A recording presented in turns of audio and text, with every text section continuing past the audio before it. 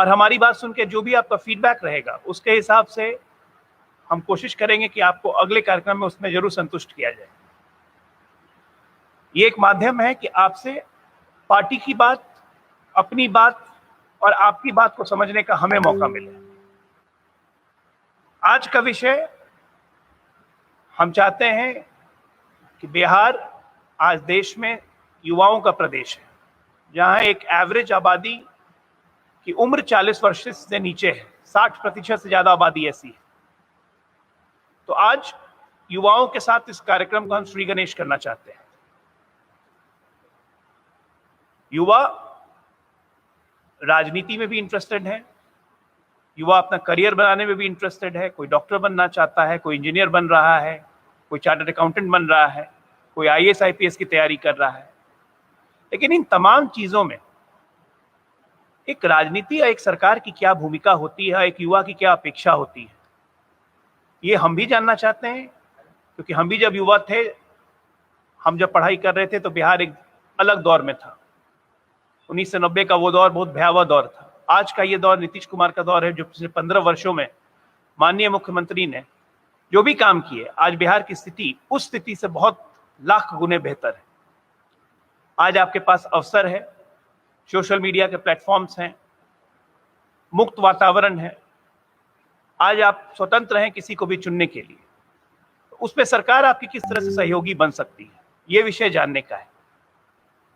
देखिए, मैं जानता हूं कि अपेक्षा बहुत होती है, सबकी अपेक्षा होती है कि हम सरकारी नौकरी करें, लेकिन ये संभव नहीं है।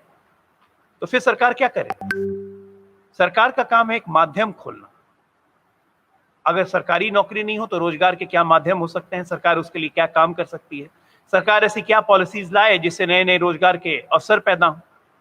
2020 के चुनाव में हमने ये वादा किया था, हमारी पार्टी का वादा था कि अगर सत्ता में आएंगे तो अगले 5 वर्षों में 20 लाख रोजगार का सृजन करेंगे। अब मुझे बताते हुए खुशी हो रही है, इस सृजन का कार्य 6 महीने में हमने शुरू भी कर दिया। 2.5 लाख से ऊपर वैकेंसीज निकाली जा चुकी हैं सरकारी नौकरी की, और अन्य अन्य उद्योगों के प्रस्ताव आ रहे हैं। 35,000 करोड़ का निवेश बिहार में होने जा रहा है। लेकिन कुछ परिस्थितियों को समझना बहुत जरूरी है। बिहार एक लैंडलॉक स्टेट है, आबादी का घनत्व तो बहुत ज्यादा है, इंडस्ट्रियलाइजेशन की का स्कोप बिहार में कम है, जमीन हमारे पास कम है। तो हम किन उद्योगों पे फोकस करें जिससे हमारे उद्योग बढ़े? तो स्वाभाविक रूप से ग्रामीण उद्योग हमारी सबसे पहली व्यवस्था है। सर्विस सेक्टर, कॉल सेंटर्स, ये हमारी दूसरी प्राथमिकता हो सकती है। ह्यूमन रिसोर्सेस, नए नए कॉलेजेस खुले, नए यूनिवर्सिटीज खुले। कहाँ हमने जब शुरुआत की थी, आज बिहार में इतने सारे यूनिवर्सिटीज हैं। मेडिकल कॉलेज की संख्या आज हमारे पास 21 हो गई है। एक एक मेडिकल कॉलेज एक एक शहर बसाता है। तो ये सोच के साथ होता है।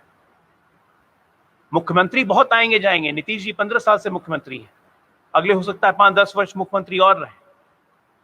लेकिन जो सोच है, वो सोच क्या है? वो सोच है बिहार को आगे बढ़ाने की।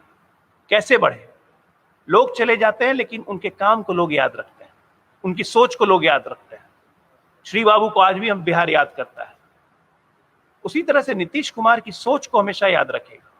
हम ये नहीं कहते कि जितने युवा सुन रहे हैं उनका कोई राजनीतिक दृष्टिकोण नहीं है। हो सकता है हमारे राजनीतिक दृष्टिकोण से बहुत लोग सहमत नहीं, लेकिन ये बातें राजनीतिक की नहीं है, ये बात है आपके भविष्य की, और आपके भविष्य में सरकार का क्या योगदान हो सकता है उसकी। अब जैसे देखिए, स्टूडेंट क्रेडिट कार्ड योजना हमने शुरू की। अब आप बिहार जैसे राज्य में 1,94,074 आवेदन सिर्फ आए। क्या इतने ही स्टूडेंट हैं? ये जानकारी का अभाव है। मुख्यमंत्री स्वयं निश्चित योजना 5.25 लाख आवेदन आए। क्या इतने ही हैं जिनके भत्ता की जरूरत नहीं है? क्योंकि आपको जानकारी नहीं। यहाँ पार्टी के जो युवा सुन रहे हैं उनसे मेरी ये अपील है कि इन सब योजनाओं की जानकारी गांव में, शहर में बैठे हुए उन युवाओं को दे जिनको इस चीज की जानकारी नहीं है, सरकार की योजनाओं की। कौशल युवा कार्यक्रम, ये सब तमाम ऐसे कार्यक्रम हैं जिससे इस प्रदेश का युवा अगर जुड़े तो वो उसकी तकदीर बदल सकती है। 500 करोड़ रुपए का वेंचर कैपिटल फंड हमने शुरू किया है युवाओं के लिए। स्टार्टअप शुरू करने के लिए सरकार लोन दे रही है जिसमें ब्याज बहुत कम है। आइए आवेदन कीजिए, इन सब चीज का फायदा उठाइए। समस्या क्या है कि आज की तारीख में हमने ये खुद रियलाइज किया है, 650 से ऊपर योजना, 700 से ऊपर योजना बिहार सरकार चला रही है, जो माननीय मुख्यमंत्री जी की एक दृष्टिकोण का नतीजा है। लेकिन इसके लाभार्थी उस संख्या में नहीं आ रहे हैं, जिसके कारण उनको लाभ नहीं मिल रहा है, जिसके कारण दूरगामी परिणाम में प्रदेश को कहीं ना कहीं नुकसान हो रहा है। हमारी ये सोच है कि आज का युवा सरकार के तमाम कार्यक्रमों से बिल्कुल परिचित रहे, परिचित होने के बाद उसका लाभ उठाए और बाकी लोग को भी परिचित करवाए। तो पार्टी फोरम के जितने युवा हैं, छात्र विंग हैं हमारी, उन सब को एक निश्चय है कि आप इन युवाओं को बताइए कि सरकार के ये कार्यक्रम है और इनका वो लाभ उठाएं। ये सोच है हमारी पार्टी की। ये जरूरी नहीं है कि इसके लिए उनको जदयू से जुड़ने की जरूरत है या जदयू का सक्रिय सदस्य बनने की जरूरत है। ये एक प्रदेश के प्रति हमारी जिम्मेदारी बनती है। एक राजनीतिक दल के तहत हम सत्ता में, हमारी पार्टी है, नीतीश कुमार हमारे मुख्यमंत्री हैं, उनकी सोच को पहुंचाने की हमारी जिम्मेदारी है। तो ये कार्यक्रम मुख्य तौर पे इसीलिए फोकस है कि हम प्रत्येक विषयों पे आपसे बात करें और हमारी पार्टी की सोच क्या है, हमारे सम्मानित नेता नीतीश कुमार जी की सोच क्या है, राष्ट्रीय अध्यक्ष की क्या सोच है, पार्टी किस दिशा में जा रही है और हम बिहार को क्या करना चाहते हैं।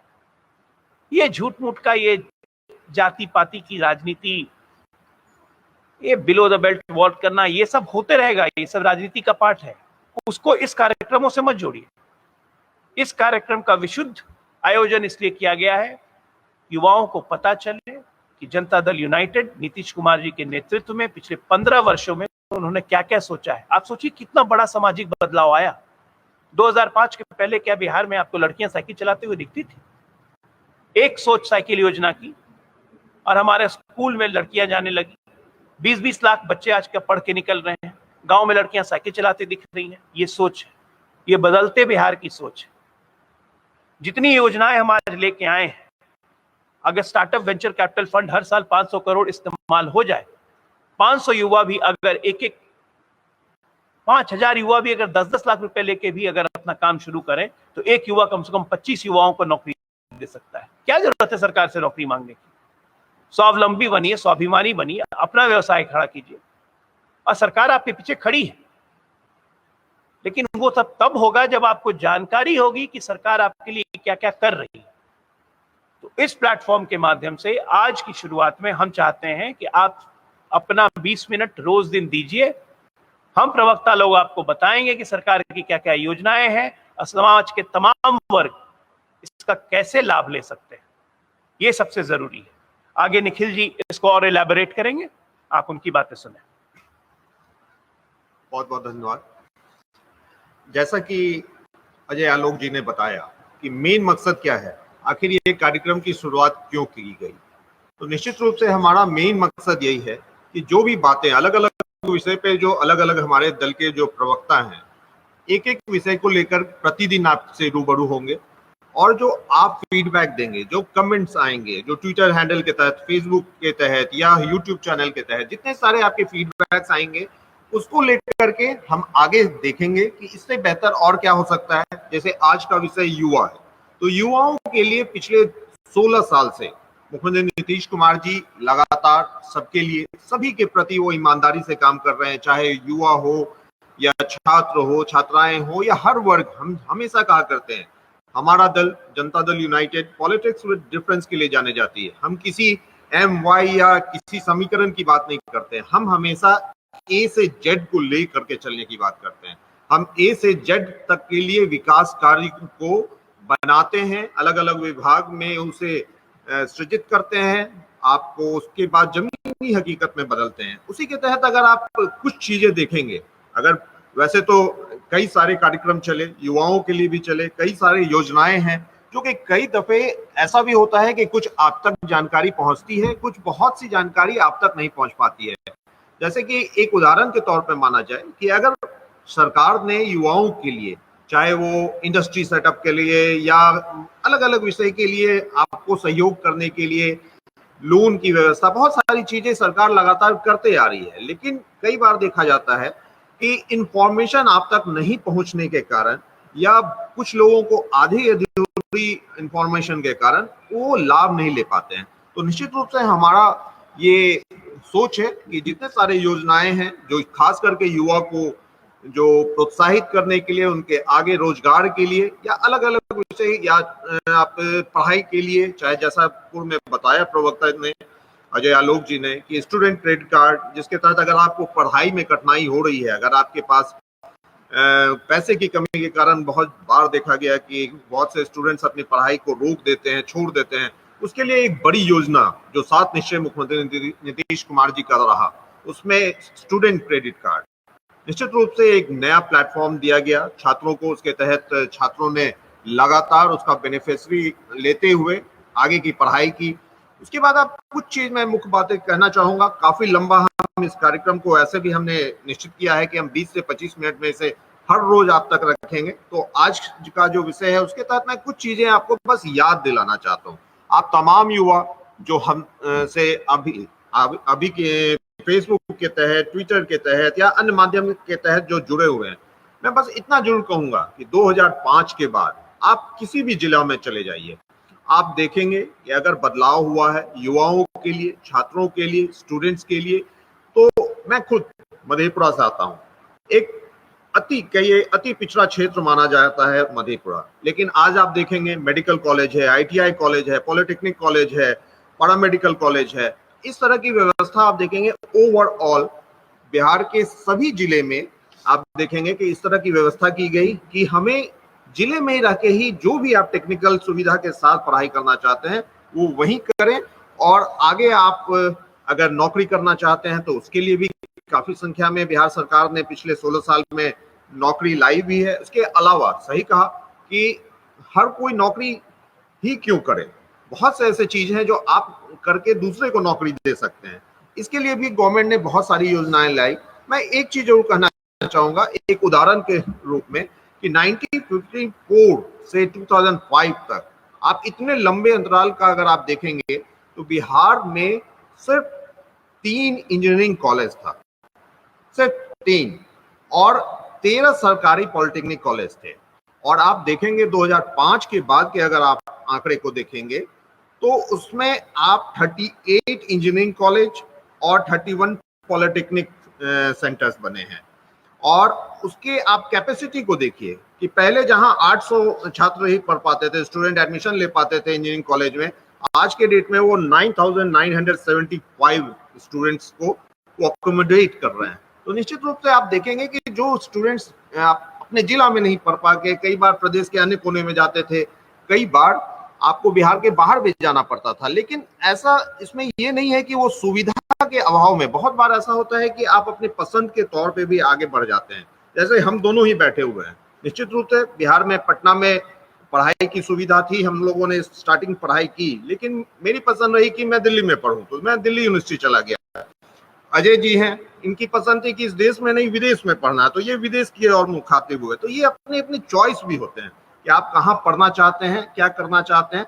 लेकिन हाँ, ये नहीं होना चाहिए कि आपके राज्य में सुविधा ना हो, उसके अभाव में आप जा रहे हैं। तो निश्चित रूप से इसको लेकर नीतीश कुमार जी ने लगातार प्रयास किया, कई सेंट्रल यूनिवर्सिटीज खोले, चाहे इंडियन इंस्टीट्यूट ऑफ टेक्नोलॉजी हो, नेशनल इंस्टीट्यूट ऑफ टेक्नोलॉजी हो, महात्मा गांधी सेंट्रल यूनिवर्सिटी हो, नालंदा यूनिवर्सिटी जो जिसको लेकर के बिहार या कहिए पूरे देश नहीं विदेश में भी नालंदा यूनिवर्सिटी की चर्चा हुई। शुरुआती दौर से अगर देखेंगे, आप इतिहास में देखेंगे, हिस्ट्री का स्टूडेंट रहेंगे तो नालंदा यूनिवर्सिटी की चर्चा आम है। हर एक इतिहास के जितने भी स्टूडेंट होंगे वो जानते होंगे कि क्या महत्व थी नालंदा यूनिवर्सिटी के। उसे फिर से कहा जाए कि फिर से उसे जीवित किया गया, आज वो सुचारू रूप से चल रहा है। इसके अलावा बहुत सी ऐसी चीजें हैं जो कि चल रही है। हम बार बार कह रहे हैं कि ये जो जितने सारे चीज बता रहे हैं हम, चाहे वो आपको एक नई योजना जो मुझे लगता है कि बहुत महत्वपूर्ण योजना जिसकी शुरुआत की गई है हाल फिलहाल के दिनों में ही, जो स्वरोजगार के लिए जो मुख्यमंत्री युवा उद्यमी योजना जो है उसको लेकर के कहिए कि एक प्रयास है। और बड़ी रकम, मैं कह सकता हूं कि 10 लाख रुपए की रकम ये मुख्यमंत्री नीतीश कुमार जी ने देखा कि जिन्हें अपना खुद का कुछ कार्य करना है, जो दूसरे को रोजगार देना चाहते हैं, उसके तहत ये फिक्स किया गया कि 10 लाख का उन्हें लोन दिया जाएगा। उसके तहत वो अपने कार्यक्रम को, अपने जो कार्य हैं, जो या उनकी सोच है, उसके तहत वो काम कर सकते हैं, दूसरे को भी रोजगार दे सकते हैं।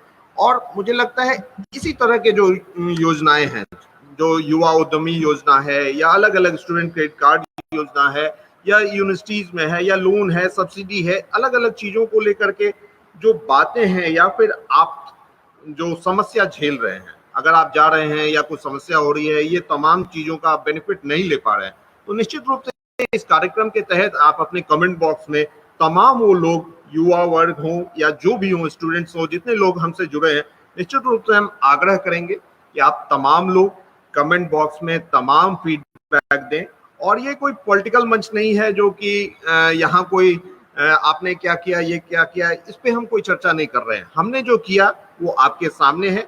इसमें क्या बेहतर हो सकता है, ये हम एक्सपेक्ट करते हैं आपसे कि आप हमें कमेंट बॉक्स में तमाम चीजें लिखें कि क्या बेहतर हो सकता है, और वो तमाम कमेंट्स को लेकर के हम निश्चित रूप से आगे हम उसे सुचारू रूप से, और अगर कहीं तकलीफ हो रही होगी तो उसे और बेहतर बनाते हुए आप तक पहुंचेंगे।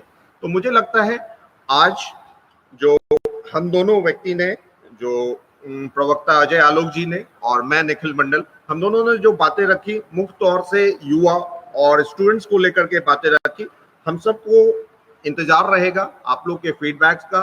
और ये प्रोग्राम प्रतिदिन चलेगा, तो मैं निश्चित रूप से मैं चाहूंगा कि बिहार राज्य सरकार और जेडीयू ने क्या कार्य किए हैं उसको लेकर के सिर्फ 20 से 25 मिनट प्रतिदिन आप लोग निकालें और 11 बजे इस प्रोग्राम में सम्मिलित हों, ताकि ज्यादा से ज्यादा जानकारी आप तक